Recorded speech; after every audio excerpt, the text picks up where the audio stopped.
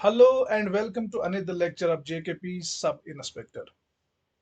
Dear students, जैसे कि हमने प्रीवियस लेक्चर्स में कंप्यूटर का सिलेबस के कुछ टॉपिक्स पढ़े जिनमें हमने computer basics, components of computer, input output devices, history of computer, generation of computer और कंप्यूटर मेमोरी के बारे में पढ़ा। इसी तरह आज हम एक नए टॉपिक पे बात करेंगे जिसमें हमारा सिलेबस के रिलेटेड ही टॉपिक्स रहेंगे, जिसमें से आज हम पढ़ेंगे मेमोरी ऑर्गेनाइजेशन और इसके साथ साथ बैकअप डिवाइसेस जो कि JKPSI के सिलेबस में है, जिसमें हम जानेंगे कि मेमोरी ऑर्गेनाइजेशन होती क्या है और किस चीज़ के लिए यूज़ होती है, और पढ़ेंगे बैकअप डिवाइसेस यानी ये बैकअप डिवाइसेस होते क्या है और किस चीज़ में ज़रूरत पड़ते हैं। तो डियर स्टूडेंट्स, आइए बढ़ते हैं अपने आज के टॉपिक की ओर। सबसे पहले पहले जानते हैं कि मेमोरी ऑर्गेनाइजेशन मेमोरी ऑर्गेनाइजेशन होती क्या है एक कंप्यूटर में। तो आइए देखते हैं मेमोरी ऑर्गेनाइजेशन। देखो डियर स्टूडेंट्स, मेमोरी ऑर्गेनाइजेशन एक इंपॉर्टेंट एस्पेक्ट यानी पहलू होता है कंप्यूटर आर्किटेक्चर का, या ऐसे बोल सकते हैं कि ये एक निज़ाम होता है कंप्यूटर के हार्डवेयर का या सॉफ्टवेयर का। यानी वो निज़ाम है जिससे कंप्यूटर की मेमोरी अरेंज और मैनेज होती है अरेंज और मैनेज होती है। जो मेमोरी होती है एक कंप्यूटर की, ये ख्याल रखती है कि किस एड्रेस पे डेटा को स्टोर करना है। हर किसी लोकेशन पे फिक्स डेटा स्टोर होता है जो मेजर होता है यानी नापा जाता है बिट्स और बाइट्स में। ठीक है, जिस तरीके से ये लोकेशन ऑर्गेनाइज की गई होती है डेटा स्टोर करने के लिए, उससे एक अच्छा इम्पैक्ट पड़ता है कंप्यूटर की ओवरऑल फंक्शनिंग पे कंप्यूटर की ओवरऑल फंक्शनिंग पे। ठीक है बच्चों, मेमोरी ऑर्गेनाइजेशन इन्वॉल्व करती है बहुत सारी मेमोरी को, जैसे कि रैम को, राम को, कैश मेमोरी को, वर्चुअल मेमोरी को, फ्लैश मेमोरी को। ठीक है, हर कोई मेमोरी यूज होती है किसी स्पेसिफिक पर्पस यानी किसी खास काम के लिए, और हर किसी मेमोरी का कुछ यानी हर किसी मेमोरी के कुछ एडवांटेजेस भी होते हैं और डिसएडवांटेजेस भी होते हैं। ये जो टेक्निक होती है डेटा को स्टोर करने की एक मेमोरी में, इससे इंप्रूव होती है हमारे सिस्टम की परफॉर्मेंस। जो ओवरऑल परफॉर्मेंस हमारे सिस्टम की होती है वो इंप्रूव होती है। कौन सी परफॉर्मेंस? काम करने की। ये जो मेमोरी होती है ये in the form of cells होती है in the form of cells होती है। हर किसी सेल का एक यूनिक नंबर होता है जिससे उसकी आइडेंटिफिकेशन होती है। जैसे कि एक क्लास में बहुत सारे स्टूडेंट्स होते हैं, एग्जाम्पल लेते हैं हम। उस क्लास में बहुत सारे बच्चों का सेम नाम भी हो सकता है, जैसे कि मुद्दसिर, आकिब, आदिल, मुद्दसिर या कुछ और। लेकिन जो उनका सरनेम होता है, डार, भट्ट, खान, शेख, या कुछ और। उससे क्या होता है, अगर हम किसी मुदस्सिर को बुलाए, जितने भी मुदस्सिर वहां पे होंगे वो सारे यस सर करेंगे। लेकिन अगर हम किसी पर्टिकुलर नाम से बुलाएंगे, जैसे कि मुदस्सिर अहमद डार, तो वहां पे जो डार जाति का जो भी होगा वो यस सर करेगा। ठीक है। इसी तरह यहाँ पे हर किसी सेल का एक यूनिक नंबर होता है, जिससे उसकी आइडेंटिफिकेशन होती है, जिससे उस चीज की आइडेंटिफिकेशन होती है।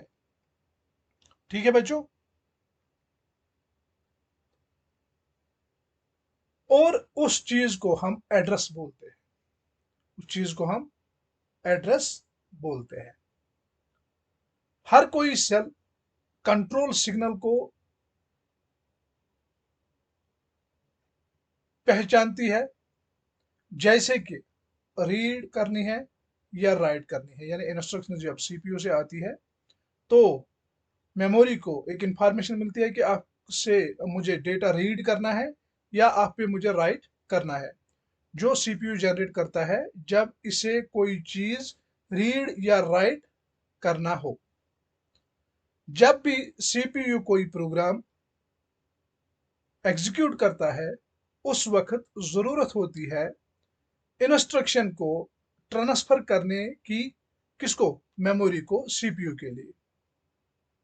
ठीक है, मेमोरी को सीपीयू के लिए, क्योंकि जितने भी प्रोग्राम्स होते हैं वो अवेलेबल होते हैं कहाँ पे, मेमोरी में। कहाँ पे होते हैं, मेमोरी में, वो होते हैं मेमोरी में।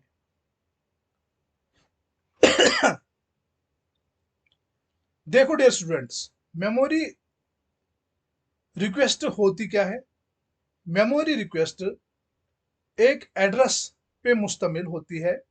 फॉर एग्जांपल, जब भी कंप्यूटर मेमोरी एक डेटा को स्टोर करता है स्टैक्स में, यानी मेमोरी के किसी हिस्से में, हर किसी हिस्से के लिए मेमोरी चाहिए होती है।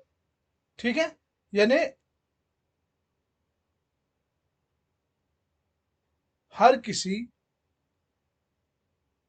मेमोरी के किसी हिस्से में, हर किसी हिस्से के लिए मेमोरी चाहिए होती है। इसको हम मेमोरी रिक्वेस्ट कहते हैं, जिसे हम मेमोरी रिक्वेस्ट कहते हैं। देखो डियर स्टूडेंट्स, अब यहां पे सवाल उठता है कि वर्ड साइज क्या होता है। वर्ड साइज क्या होता है, देखो, ये मैक्सिमम नंबर ऑफ बिट्स होते हैं, मैक्सिमम नंबर ऑफ बिट्स होते हैं जो सीपीयू प्रोसेस करता है एट ए टाइम, जो सीपीयू प्रोसेस करता है एट ए टाइम। और ये डिपेंड करता है कि प्रोसेसर कौन सा यूज होता है, क्योंकि प्रोसेसर डिफरेंट टाइप्स के होते हैं। ठीक है, प्रोसेसर डिफरेंट टाइप्स के होते हैं, जैसे कि 16 बिट प्रोसेसर होता है, 32 बिट प्रोसेसर होता है, या 64 बिट प्रोसेसर होता है। यानी वर्ड साइज वेरी होते हैं एज पर प्रोसेसर आर्किटेक्चर। जैसे प्रोसेसर बना हुआ होगा, वर्ड साइज यूज होता है बहुत सारे कंसेप्ट में, जैसे कि एड्रेसेस में, रजिस्टर्स में, या फिक्स्ड पॉइंट नंबर में यूज होते हैं। देखो डियर स्टूडेंट्स, बहुत सारे टाइप्स है मेमोरी ऑर्गेनाइजेशन के जो यूज होती है कंप्यूटर सिस्टम में। बहुत सारे टाइप्स होते हैं मेमोरी ऑर्गेनाइजेशन के जो यूज होती है एक कंप्यूटर सिस्टम में, जिनमें से किसी मेमोरी ऑर्गेनाइजेशन के अपने फायदे भी है और नुकसान भी। ठीक है, जिसमें अपने फायदे भी है और नुकसान भी है। कुछ मोस्ट कॉमन टाइप के जो मेमोरी ऑर्गेनाइजेशन है वो है, नंबर वन, वान न्यूमैन आर्किटेक्चर। वान न्यूमैन आर्किटेक्चर मीन्स मेमोरी बोलती है, आर्किटेक्चर मीन्स मेमोरी, सॉरी, इसका नाम वान न्यूमैन आर्किटेक्चर इसलिए रखा गया क्योंकि इस आर्किटेक्चर को इन्वेंट किया गया था एक कंप्यूटर साइंटिस्ट जिसका नाम था जॉन वान न्यूमैन। जॉन वान न्यूमैन। आर्किटेक्चर का पहला कंसेप्ट इसी बंदे ने लाया था। किसने? जॉन वान न्यूमैन ने। इस आर्किटेक्चर में डेटा और इंस्ट्रक्शंस एक ही मेमोरी में स्टोर होते हैं। इंस्ट्रक्शंस भी और डेटा भी या प्रोग्राम्स सारे एक ही मेमोरी में स्टोर होते हैं। यह एक इजी तरीका है इंप्लीमेंट करने का। लेकिन जो हमारा कंप्यूटर सिस्टम है वो इस आर्किटेक्चर में डेटा हो या इंस्ट्रक्शन हो दोनों को एक्सेस करता है एक ही टाइम पे। दोनों को एक्सेस करता है एक ही टाइम पे। नंबर सेकंड जो आर्किटेक्चर है जिसका नाम है हार्वर्ड आर्किटेक्चर। Harvard architecture. इस टाइप के मेमोरी ऑर्गेनाइजेशन में प्रोग्राम डेटा या इंस्ट्रक्शंस स्टोर होती है अलग अलग हिस्सों में मेमोरी के। जॉन वान न्यूमैन आर्किटेक्चर में एक ही जगह पे डेटा भी स्टोर होती थी, इंस्ट्रक्शंस भी होती थी, जो इजी होता था स्टोर करने के लिए। लेकिन ये दोनों इंस्ट्रक्शंस हो या डेटा हो दोनों को एक्सेस करता था एक ही टाइम पे। लेकिन हार्वर्ड आर्किटेक्चर में क्या है, इस टाइप के मेमोरी ऑर्गेनाइजेशन में प्रोग्राम डेटा या इंस्ट्रक्शन स्टोर होती है अलग अलग हिस्सों में मेमोरी के। इससे क्या फायदा होता है? कंप्यूटर फास्ट परफॉर्म करता है। देखो मैं एग्जांपल के तौर पे आपको समझाता हूँ। अगर आपके घर में कोई अलमारी हो जिसमें आप कपड़े रखते हो, यानी जैकेट्स अलग से रखते हो, शर्ट्स अलग से रखते हो, पैंट्स अलग से रखते हो, सॉक्स अलग से रखते हो, उसमें क्या होता है, उसमें हमें जो अलमारी के खाने होते हैं अलग, अगर हमने अलग अलग हिस्सों में अलग अलग चीजें रखी हो तो उसमें होती है आसानी हमें ढूंढने में कि कौन सी चीज कहाँ पे है। उसी को कहते हैं हम फास्ट परफॉर्म करना। नंबर सेकंड, अगर आप उसी अलमारी में आप सारे कपड़े इकट्ठे मिलके एक ही खाने में रखोगे या दो चार खानों में रखोगे लेकिन मिला के, तो वहां पे क्या होता है, आसानी होती है हमें वहां पे कपड़े रखना, लेकिन जब ढूंढना होता है तो मुश्किल होता है ढूंढना कि कहाँ से ढूंढे। यही फर्क है वान न्यूमैन आर्किटेक्चर में और हार्वर्ड आर्किटेक्चर में। वान न्यूमैन आर्किटेक्चर में चाहे डेटा हो या इंस्ट्रक्शंस हो एक ही मेमोरी में स्टोर होता था, लेकिन इसको ये इस डेटा और इंस्ट्रक्शंस को एक्सेस करता था एक ही टाइम पे। डेटा को भी और यानी सबको निकालता था, सारे डेटा को बाहर निकालता था। लेकिन हार्वर्ड आर्किटेक्चर में क्या है, इस टाइप के मेमोरी ऑर्गेनाइजेशन में प्रोग्राम डेटा या इंस्ट्रक्शंस स्टोर होती है अलग अलग जगहों में, यानी सेपरेट मेमोरी स्पेसेस में स्टोर होता है। इससे क्या फायदा होता है? कंप्यूटर फास्ट परफॉर्म करता है। ठीक है। नंबर थर्ड जो हमारा आता है वो आता है मेमोरी ऑर्गेनाइजेशन में कैशी मेमोरी ऑर्गेनाइजेशन। ये नंबर थर्ड आर्किटेक्चर है हमारा। ये एक टेक्निक होती है जो कंप्यूटर को अलाउ करती है मेमोरी यूज करने के लिए। कौन सा? Cache memory organization. ये फास्ट मेमोरी होती है, ये भी यूज होती है हमारी इसमें। नंबर फोर्थ या वर्चुअल मेमोरी ऑर्गेनाइजेशन। ठीक है। Number fourth flash memory organization. ये जो फ्लैश मेमोरी ऑर्गेनाइजेशन होती है ये एक नॉन वोलेटाइल मेमोरी होती है जो यूज होती है पोर्टेबल डिवाइस में, जैसे कि यूएसबी ड्राइवर या मेमोरी कार्ड जब हम लगाते हैं अपने कंप्यूटर में, तो ये फ्लैश मेमोरी ऑर्गेनाइजेशन उस टाइम काम करती है। कौन सी? Flash memory organisation. इसके बाद हम आते हैं और एक टॉपिक पे जिसका नाम है बैकअप डिवाइसेस। बैकअप डिवाइसेस, ये बैकअप डिवाइसेस होती क्या है? देखो डियर स्टूडेंट्स, एक बैकअप स्टोरेज डिवाइस एक हार्डवेयर कंपोनेंट होता है। एक हार्डवेयर कंपोनेंट होता है, यानी अज्जा होता है जो हम यूज करते हैं किसके लिए? Storing copies of data. यानी अगर हमें जो स्टोर किया हुआ डेटा होता है उसमें से हमें कोई कॉपी निकालनी हो जो हमें फ्यूचर के लिए यूज होती होगी, तो इन बैकअप डिवाइसेस से हम वो चीज कर सकते हैं। किसके लिए? Storing copies of data.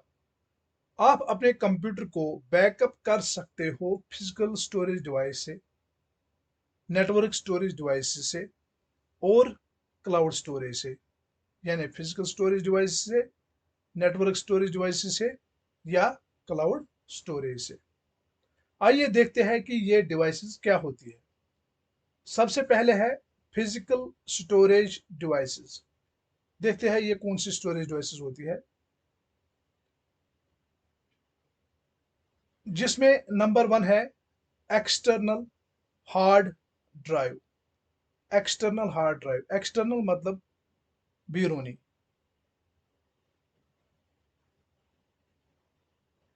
यानी जो बाहर से कंप्यूटर को हम अटैच कर सकते हैं। और इंटरनल मीन्स अंदरूनी, अगर किसी जगह इंटरनल आए तो उसे कहते हैं अंदरूनी, जो कंप्यूटर के अंदर से डिवाइसेस यूज होती है। ठीक है, एक्सटर्नल हार्डवेयर, हार्ड ड्राइव्स। ये पॉपुलर चॉइसेस होती है क्योंकि ये पोर्टेबल होती है। पोर्टेबल मतलब जिसे हम कंप्यूटर से अटैच कर सकते हैं और बाहर भी निकाल सकते हैं, और यूज करने में आसान होती है। इनको आप कंप्यूटर के साथ कनेक्ट कर सकते हो थ्रू यूएसबी या बाकी कनेक्शन टाइप से। ठीक है। नंबर सेकंड आता है एसएसडी, जिसे हम कहते हैं सॉलिड स्टेट ड्राइव। ठीक है, जिन्हें हम एसएसडी भी कहते हैं। ये यूज करती है इंटीग्रेटेड सर्किट्स यानी आईसीज। इनमें लगी हुई होती है आईसीज, जो असेंबल डेटा स्टोर करने के लिए यूज होती है।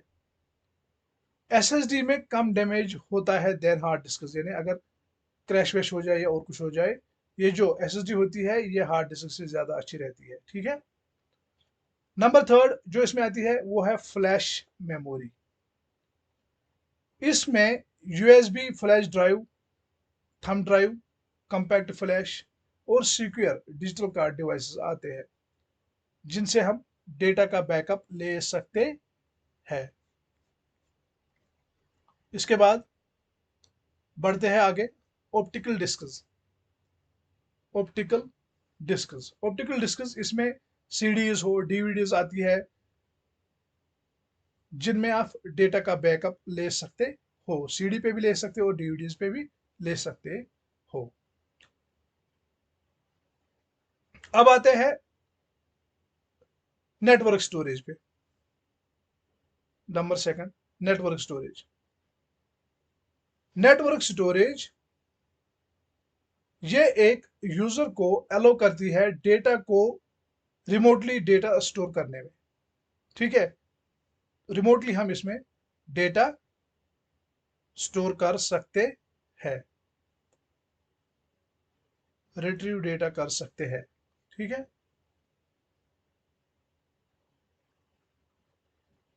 Number third, Google one. Google one क्या होता है क्लाउड स्टोरेज में? नंबर फर्स्ट आता है गूगल वन क्लाउड स्टोरेज, जिसमें नंबर 1 पे आता है गूगल वन। ये एक यूजर को अलो करता है डेटा को स्टोर करने में। कहाँ पे? गूगल स्टोरेज में, यानी आप गूगल स्टोरेज में भी डेटा का बैकअप रख सकते हो। नंबर सेकंड इसी में, क्लाउड स्टोरेज में sync back pro. Sync back pro ये भी एक यूजर को अलो करती है डेटा को स्टोर करने में। कहाँ पे? हम गूगल ड्राइव में स्टोर कर सकते हैं, Amazon S3 में स्टोर कर सकते हैं, या माइक्रोसॉफ्ट वन ड्राइव में भी डेटा को स्टोर कर सकते हैं। देखो डियर स्टूडेंट्स, यहाँ पे मैं आपको एक बात बताना चाहता हूं कि जब भी आपको बैकअप डिवाइस खरीदनी हो या खरीद लोगे, कुछ चीजों का खास ख्याल रखना। ठीक है, जब भी आप कोई बैकअप डिवाइस खरीदोगे, ठीक है, या सब्सक्रिप्शन पे लोगे, कुछ चीजों का हमें खास ख्याल रखना है।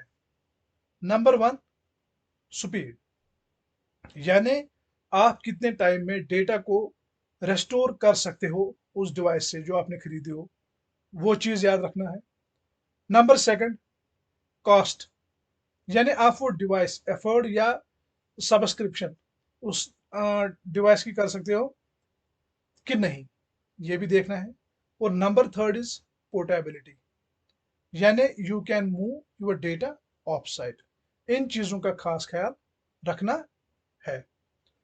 तो डियर स्टूडेंट्स, उम्मीद करता हूं कि आपके लिए ये लेक्चर हेल्पफुल रहा होगा। हाँ, एक और बात, चैनल को लाइक शेयर और सब्सक्राइब करना ना भूलिएगा। बाकी मिलते हैं हमारे सिलेबस के नेक्स्ट लेक्चर में। तब तक के लिए गुड बाय एंड टेक